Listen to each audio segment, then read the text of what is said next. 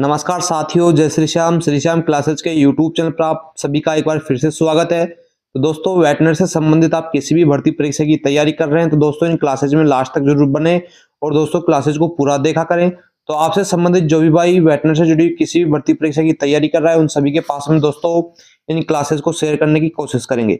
चलिएगा दोस्तों, आज की क्लास का पहला क्वेश्चन देखते हैं। गाय में हीट का पता लगाने के लिए सबसे अच्छा समय कौन सा होता है? तो दोस्तों, गाय में जो हीट का पता लगाने का जो सबसे अच्छा समय होता है मॉर्निंग में जल्दी होता है, यानी जल्दी सुबह के समय में आप गाय में हीटिंग का पता लगा सकते हैं। अगला क्वेश्चन देखिएगा, बधियाकरण करने की वजह से सांड में कौन सी बीमारी की संभावना बढ़ जाती है? दोस्तों, बधियाकरण की वजह से दोस्तों जो सांड में बीमारी की संभावना बढ़ जाती है, कौन सी बीमारी की संभावना बढ़ती है? यूरोलोथ्रेसिस जो बीमारी होती है इसकी संभावना बढ़ जाती है बधियाकरण करने की वजह से सांड में। ठीक है, अगला क्वेश्चन देखते हैं, कुत्ते में डॉकिंग की सही उम्र कितनी होती है? दोस्तों, जो आपका पप होता है यानी जो कुत्ते का बच्चा होता है पपीज, तो उसमें दोस्तों डॉकिंग करने की बिल्कुल सही उम्र क्या होती है?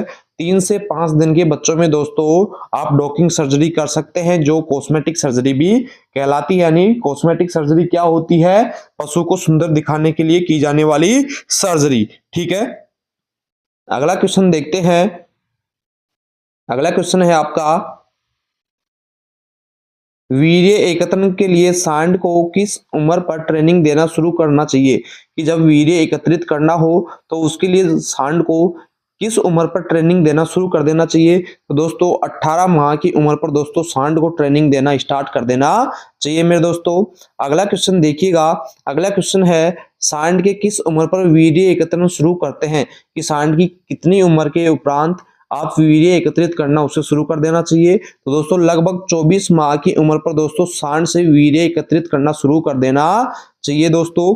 अगला क्वेश्चन देखिएगा, मुर्गे में डबिंग की उचित उम्र क्या होती है? तो दोस्तों मुर्गे में जो डबिंग की उचित उम्र होती है वो कितने दिनों की होती है? दोस्तों लगभग 1 दिन का जब आपका चूजा हो जाता है, मुर्गा हो जाता है, तो उसमें डबिंग कर देनी चाहिए मेरे दोस्तों। अगला क्वेश्चन देखिएगा, बधियाकरण करने के लिए सबसे उपयुक्त मौसम कौन सा होता है? तो दोस्तों सर्दी के मौसम में बधियाकरण करने का सबसे अच्छा मौसम होता है साथियों। अगला क्वेश्चन देखिएगा, बधियाकरण किस मौसम में नहीं करना चाहिए? यानी कास्ट्रेशन जो होता है वो कौन से मौसम के अंदर नहीं करना चाहिए? दोस्तों वर्षा ऋतु के दौरान दोस्तों कास्ट्रेशन बधियाकरण नहीं करना चाहिए पशुओं के अंदर। अगला क्वेश्चन देखिएगा, बधियाकरण करने की वजह से घोड़े में कौन सी बीमारी की संभावना बढ़ जाती है? तो दोस्तों जब बधियाकरण करने की वजह से घोड़े में कौन सी बीमारी की संभावना बढ़ जाती है? जो सीरस क्रोड होता है इस बीमारी की दोस्तों संभावना बढ़ जाती है घोड़ों के अंदर। अगला क्वेश्चन देखिएगा, इलास्टिरेटर उपकरण किस काम में लिया जाता है? तो दोस्तों इलास्टिरेटर जो होता है बधियाकरण करने के लिए, कास्ट्रेशन करने के लिए दोस्तों काम में लिया जाता है।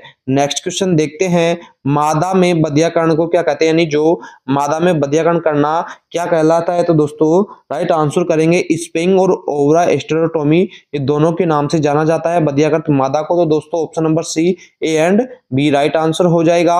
अगला क्वेश्चन देखिएगा, गोवंश में नर जिसका मांस उत्पादन के लिए बधियाकरण किया जाता है, कि ऐसा कौन सा नर है जिसका जो बधियाकरण है वो मांस उत्पादन यानी मीट प्रोडक्शन के लिए किया जाता है? तो दोस्तों उस नर को बोला जाता है स्टीर नर बोला जाता है। ठीक है, अगला क्वेश्चन देखते हैं कि ऐसा गोवंश नर जिसका बोझा ढोने के लिए बधियाकरण किया जाता है, कि ऐसा नर पशु गोवंश का जिसका बोझा ढोने के लिए केवल और केवल कास्ट्रेशन किया जाता है, तो दोस्तों उसे बोला जाता है बुलकोक। स्टीर तो क्या हो गया? मीट उत्पादन के लिए बधियाकरण, और बोझा ढोने के लिए दोस्तों बुलकोक होता है। ठीक है, अगला क्वेश्चन देखिएगा, सींग रोदन का उपयुक्त समय होता है? तो दोस्तों सींग रोदन की जो सबसे उपयुक्त अवधि कितनी होती है? लगभग 3 से 10 दिन की उम्र जब पशु की हो जाती है तो सींग रोदन दोस्तों कर देना चाहिए। ठीक है, अगला क्वेश्चन देखते हैं, सींग रोदन में कौन सा रसायन काम में लिया जाता है? तो दोस्तों जो पशु का सींग रोदन करते हैं तो उसमें कौन सा रसायन काम में लिया जाता है? तो दोस्तों राइट आंसर हो जाएगा आपका जो NaOH और KOH, ये दोनों के दोनों रसायन काम में लिए जाते हैं। Option number D, A and B आपका राइट आंसर हो जाएगा। ठीक है, अगला क्वेश्चन देखते हैं, इलेक्ट्रिकल डी होनर से सींग रोदन करते समय तापमान समय कितना होना चाहिए। तो दोस्तों जब इलेक्ट्रिकल डीहोनर से सींग रोधन करते हैं तो उसका तापमान कितना होना चाहिए और समय कितना होना चाहिए। तो दोस्तों 1000 डिग्री फ़ारेनहाइट का प्रति 10 सेकंड के लिए दोस्तों टेम्परेचर होना चाहिए, यानी जो तापमान होगा वो तो कितना होगा 1000 डिग्री फ़ारेनहाइट और समय जो होगा 10 सेकंड का होता है मेरे दोस्तों। अगला क्वेश्चन देखिएगा, बधियाकरण की रक्तहीन विधि कौन सी होती है। दोस्तों बुडिज़ो कैस्टेटर के द्वारा, रबर के छल्लों के द्वारा, चीरा लगाकर बर्सनों को निकाल देना है दोस्तों ए एंड बी। दोस्तों जो रक्तहीन विधि होती है जिसमें ब्लड बाहर नहीं आता है, तो ऐसी कौन कौन सी विधि होती है।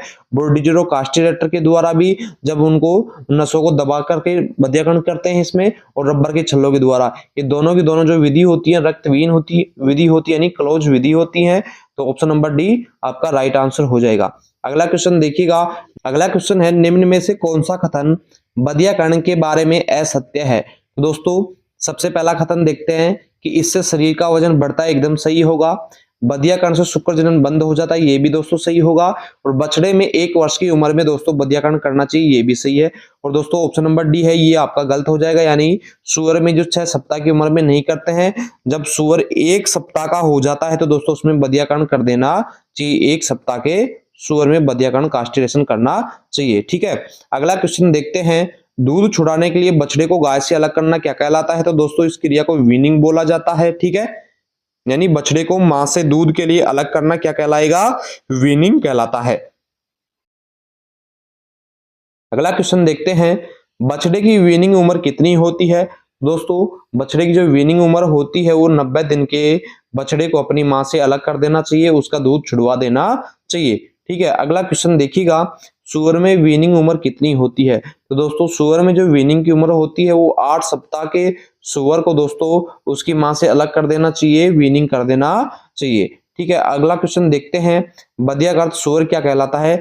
जिस सूअर का बधियाकरण कर दिया जाता है तो वो सूअर क्या कहलाता है दोस्तों, होग के नाम से दोस्तों जाना जाता है। अगला क्वेश्चन देखेंगे, बछड़े में बधियाकरण की उचित उम्र कितनी होती है। तो दोस्तों बछड़े में जो बधियाकरण की उम्र होती है वो 1 वर्ष के बछड़े में दोस्तों बधियाकरण कास्ट्रेशन कर देना चाहिए। अगला क्वेश्चन देखेंगे, निम्न में से रक्तहीन बधियाकरण किस विधि को कहा जाता है। तो दोस्तों रक्तहीन विधि क्या होती है, जिसमें ब्लड बाहर नहीं आता है, अर्थात उसे क्लोज मेथड बोलेंगे, बंद विधि बोला जाता है, जो रक्तहीन विधि होती है। अगला क्वेश्चन देखिएगा, अगला क्वेश्चन है आपका, मातृत्व के गुण के लिए जिम्मेदार हार्मोन कौन सा होता है। कि मातृत्व का जो गुण होता है पशु के अंदर, उसके लिए कौन सा हार्मोन जिम्मेदार होता है। तो राइट आंसर करेंगे दोस्तों, प्रोलैक्टिन जो हार्मोन होता है इस गुण के लिए दोस्तों जिम्मेदार होता है। अगला क्वेश्चन देखेंगे, सूअर में बधियाकरण की उम्र कितनी होती है। तो दोस्तों सूअर के अंदर जो बधियाकरण की उम्र होती है वो कितनी होती है, 1 सप्ताह दोस्तों सूअर में कास्ट्रेशन करने की उम्र होती है, ठीक है। अगला क्वेश्चन देखिएगा, अगला क्वेश्चन है आपका, बधियाकरण किए हुए घोड़े को क्या कहा जाता है।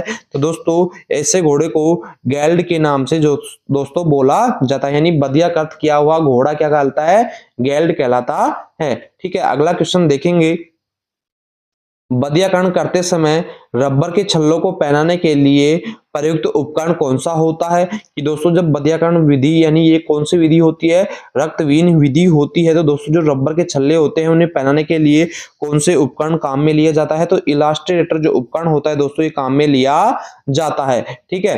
अगला क्वेश्चन देखिएगा, निम्न में से किसमें बधियाकरण नहीं किया गया है। तो दोस्तों जो ट्रेजर बुल होता है इसमें बधियाकरण नहीं किया जाता है, बाकी तीनों के अंदर बधियाकरण किया जाता है, क्योंकि ट्रेजर बुल जो होता है हीट का पता लगाने के लिए दोस्तों इसे पाला जाता है, ठीक है। अगला क्वेश्चन देखिएगा, अगला क्वेश्चन है, जीवाणु संक्रमण के कारण बधियाकृत जानवर की स्पर्मेटिक क्रोड में क्रोनिक सूजन आना क्या कहलाता है। कि जो दोस्तों उसकी स्पर्मेटिक क्रोड होती है उसमें क्रोनिक जो सूजन आ जाती है उसे क्या बोला जाता है। तो दोस्तों राइट आंसर करेंगे, सीरियस क्रोड उसे बोला जाता है, ठीक है। तो साथियों वेटरनरी से जुड़े हुए इसी प्रकार से बेहतरीन और शानदार क्वेश्चंस की क्लासेस डेली देखने के लिए जुड़े रहें। आपके अपने यूट्यूब चैनल के साथ में क्लासेस कैसी लगती हैं आपको कमेंट में जरूर बताया करें। थैंक यू दोस्तों, धन्यवाद।